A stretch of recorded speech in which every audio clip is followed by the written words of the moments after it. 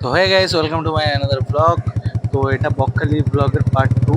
যারা পার্ট 1 দেখোনি তারা অবশ্যই গিয়ে দেখে এসো পার্ট 1টা।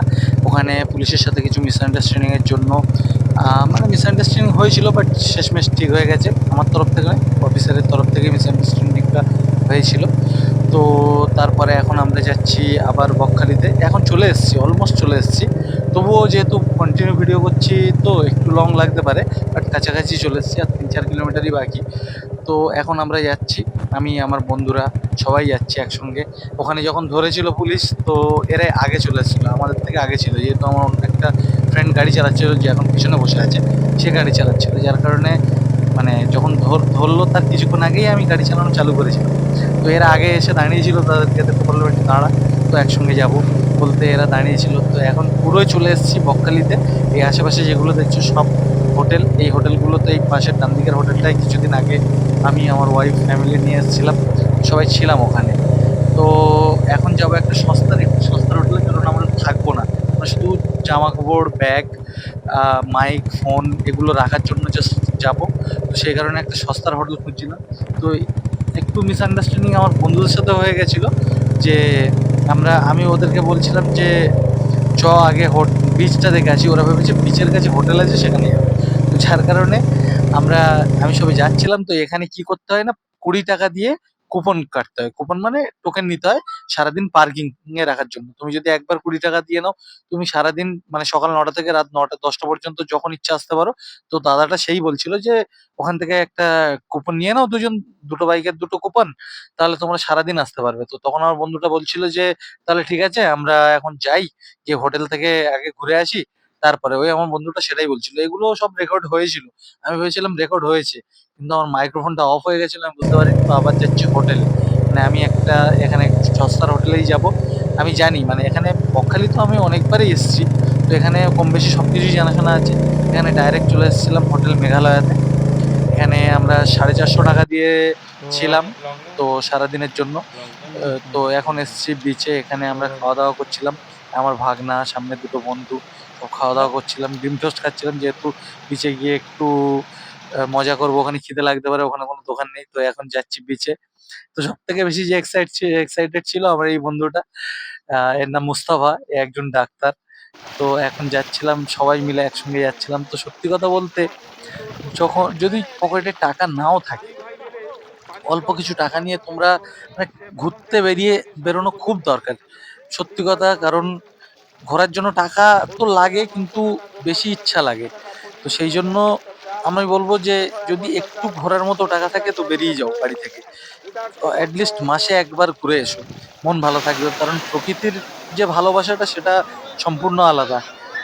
তো এখানে যখন এসছিলাম, সত্যি কথা, যে পরিবেশ, এই জিনিসগুলো দেখে মানে খুব মানে মন পুরো শান্তি হয়ে যাচ্ছিল এই ঢেউগুলো দেখে। আজকে যদিও ঢেউ অনেকটা কম ছিল অন্যান্য দিনের তুলনায়, কারণ একদিন আগে এখানে একটা দুর্ঘটনা ঘটেছিল। কারণ এই অল্প ঢেউয়ের জন্য লোক ভেবেছিল ঢেউ নেই, অনেকটা চলে গিয়েছিল, তারপর আবার ফিরে আসতে পারেনি। তো 25 জন প্রায় তলিয়ে গিয়েছিল। তো এই জিনিসগুলো একটু সাবধানতা বজায় রাখা উচিত। বাকি তো এনজয় করা উচিত, এনজয়মেন্ট যেরকম করে। আমি বললাম না, সব থেকে এক্সাইটমেন্ট ছিল আমার এই বন্ধুটা। এ মানে মানে পুরো ফুল মুডে এনজয় করছিল। তারপরে আমরা আবার হোটেলে গেলাম। বিচ থেকে হোটেলে গিয়ে একটু বিকালের দিকে আমরা বেরোলাম বড় বিচে যাওয়ার জন্য। মানে বড় বিচ নয়, নতুন বিচে যাওয়ার জন্য।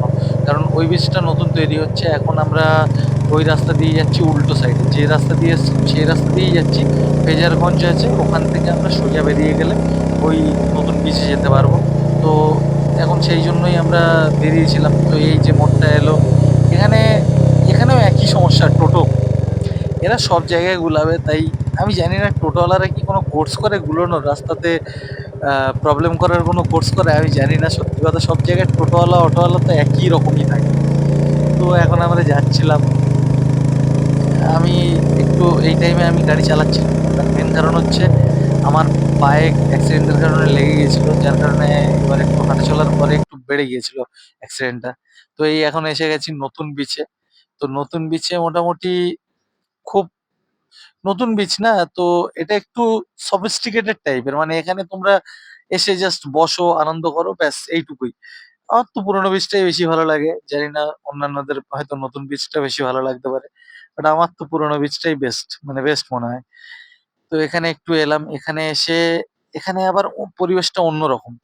ঠিক আছে? এখানে একদম শান্তি জায়গা, মানে তোমরা এখানে জাস্ট এসে ফিল নাও। তো তোমাদের জন্য একটা ভিডিও বানিয়েছি, জাস্ট দেখো অ্যান্ড ফিল নাও। সাউন্ডও দেবো ভিডিওটার।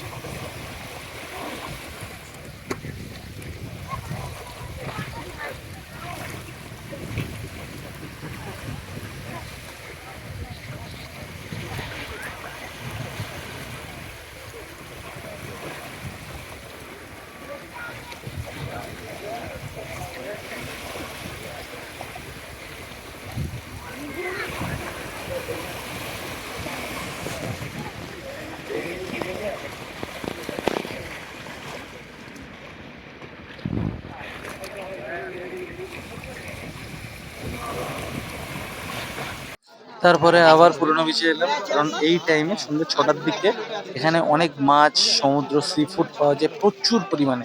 হ্যাঁ, দীঘার থেকে কম, বাট এখানেও প্রচুর পরিমাণে পাওয়া যায়। তো আমরা সেগুলো, এই লবস্টার আর প্রনস, মাছগুলোর নাম আমি জানি না সত্যি কথা বলতে, সেই কারণে বলতে পারলাম না। তো এখানে অক্টোপাসও পাওয়া যায়, অক্টোপাসও আমি দেখছিলাম। তো এত কিছু খাওয়ার জন্য আমার ওই যে বন্ধুগুলো ছিল সবাই বলছিল খাবে, তো সেই কারণেই এসেছিলাম আমি। কিন্তু সবাই শেষমেশ কি খেলো দেখবে, দেখাচ্ছি, সেটাও দেখাচ্ছি। এখান থেকে ঘুরে গিয়ে সব শেক, মানে ওরা বিভিন্ন ধরনের শেক পাওয়া যাচ্ছিল, তো বলছিল শেকই খাবে। তো আমি লাস্টে আমি খাইনি, কারণ আমার একটু ঠান্ডা লেগে গেছিল, যার কারণে খাইনি। তো এই চেয়ার গুলো দেখতে পাচ্ছ, এই চেয়ার গুলোতে বসে তোমরা বসতে পারবে। 1 ঘন্টার জন্য করে বসলে 20 টাকা করে নেবে। তো এই চেয়ার গুলোতে বসতে পারবে, কিন্তু আমরা বসিনি, আমরা দাঁড়িয়েছিলাম, কারণ আমরা ভিখারি। ঠিক আছে? তো তারপরে আরেকটু সামনে এগিয়ে গেলাম। ওখান থেকে কেমন লাগে তার জন্য, আসলে খালি চোখে আরো সুন্দর লাগছিল জিনিসটা। অন্ধকারে বলে ক্যামেরাতে বোঝা যাচ্ছে না সেরকম ভাবে। তো এখানে ভ্লগটা শেষ করব। সবাই ভালো থেকো, অ্যান্ড টেক কেয়ার।